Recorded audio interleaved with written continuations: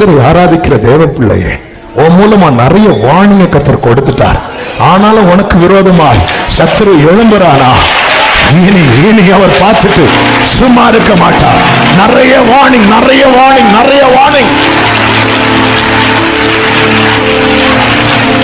இதோ தாகோன் கர்த்தருடைய பெட்டிக்கு முன்பாக விழுந்து கிடந்தது அல்லாமல் தாகோனின் தலையும் அதன் 2 கைகளும் வாசற்படியின் மேல் உடைப்பட்டு கிடந்தது.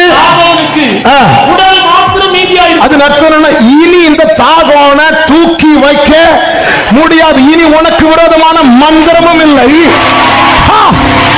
குறி சொல்லுதம் இல்லை. நேரம் எனக்கு உதவி செய்த கிருபை, சோர்ந்து போன நேரம் என்னை தாங்கிக் கொண்ட கிருபை, ஏற்ற நேரம் எனக்கு உதவி செய்த கிருபை.